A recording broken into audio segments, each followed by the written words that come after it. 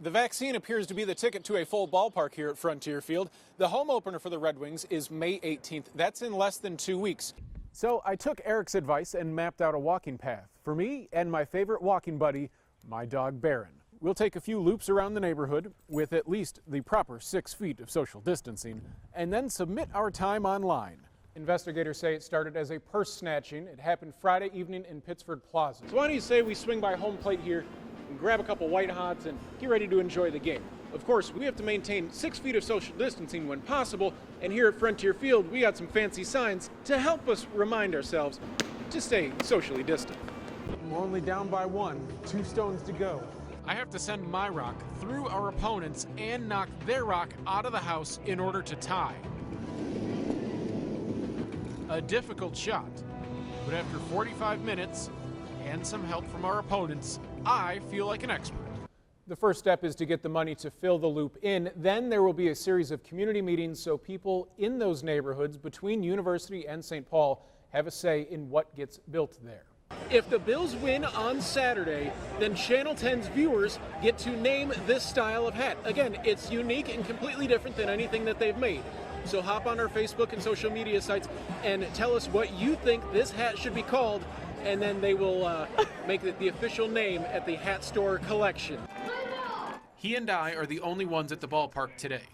But in the spirit of social distancing, we conducted the interview with Dan behind the ticket window. This is typically one of the busiest. Back at that time, Leo Lyons kept a lot of Jefferson's memorabilia. Today, his great-grandson, John Steffenhagen, has items like a game-worn leather helmet, a team photo of the NFL, and the original NFL franchise certificate. What does it mean to you to have the Red Wings be really the first big, large-scale gathering of people in the city of Rochester since this all started? And there are huge playoff implications in this game. We'll get to those in just a little bit. But as for this game and the spotlight that the Buffalo Bills find themselves, as healthcare workers across the country battle the coronavirus, many use face shields. But common face shields only cover so much. Most of the time when doctors are administering to patients, whether it be in the operating room or even in their own hospital rooms, they're bending over. So to protect their neck is very, very important. That's where Century Mold comes in. Along with ideas from Rochester Regional Health, this Rochester-based company designed a new face shield that nearly doubles the amount of protected area around the face. This new design for a face shield covers ear to ear and below the chin. Meet the Halo program. Our first customer was RRH, and Rochester Regional Health, we do consider the nurses and doctors kind of the angels that are trying to save people's lives.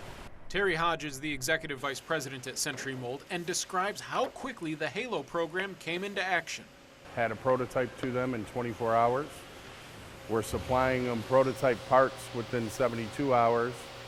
And 9 days after meeting with them, we were supplying them in mass quantities. Right now, Century Mold can produce 2,500 new masks per day, a process that is 7 days per week. But Century Mold CEO Ron Ricotta says that there are limits. Right now, we have enough clear plastic to produce 100,000 shields. We've already had a request from down in the southeast for 1 million shields, but our concern is to take care of the Rochester needs first and work outward. This is a war in our eyes. There's people dying, and we hope to save some of those lives, and that's something that's very important to us. At this time of year, there are many rallying cries for teams hoping to make championship runs. For the Fairport lacrosse team, their rallying cry just so happens to be a children's lullaby. You are my sunshine, my only sunshine. You make me happy when skies are gray.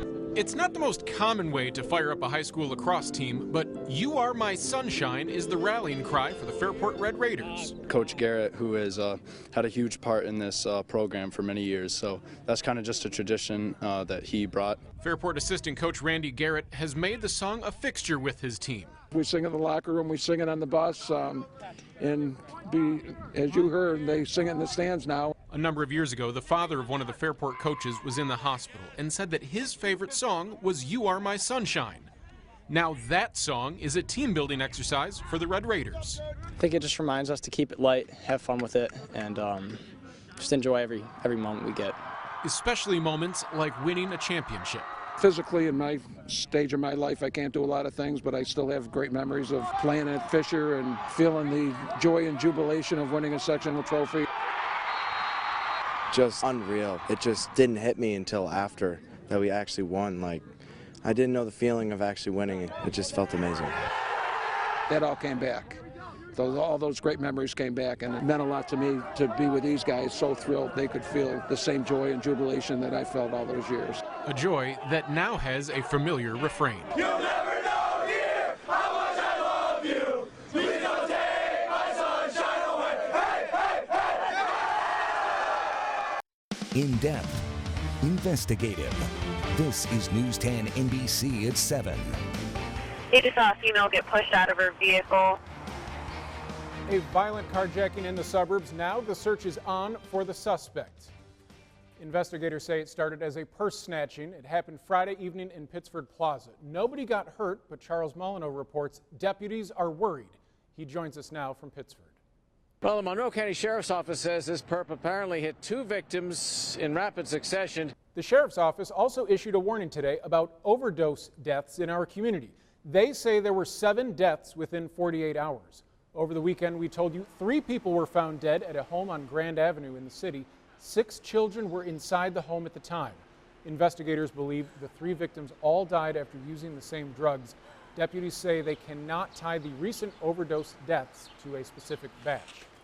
Let's go in depth now. There have been 15 overdose deaths in Monroe County this month. According to the county's heroin task force, that's the most in any single month so far this year. In May, there were 11 fatal overdoses. We have an update on the 3-year-old boy who was hit while riding his bike in Gates last week. Police say he was released from the hospital over the weekend and is recovering well. The boy was hit by an SUV on Elvira Street and his bike became trapped underneath. Gates PD says they continue to work with the state police to investigate. New at 7, City Council is still fighting to restore disciplinary power to the Rochester Police Accountability Board. Earlier this month, an appeals court upheld a lower court ruling siding with the police union, the Locust Club. The judge ruled that PAB did not have the authority to discipline police officers under the law and was not a part of the union's collective bargaining agreement. City Council says members met with legal counsel on Friday and decided to appeal this decision to the highest court in the state. Rochester's Inner Loop is ranked as one of the worst urban highways in America, and there's a call to fill in what's left of it. New York's 2 U.S. senators held a news conference about it this afternoon. News 10 NBC's Berkeley Breen was there.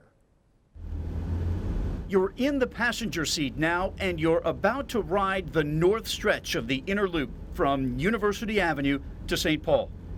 The first step is to get the money to fill the loop in. Then there will be a series of community meetings so people in those neighborhoods between University and St. Paul have a say in what gets built there. There's a new law to protect bicyclists here in Monroe County.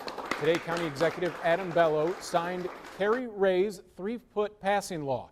It's named after the Brockport Elementary School teacher and mom who was hit and killed by a passing pickup truck in 2019 while cycling in Clarkson.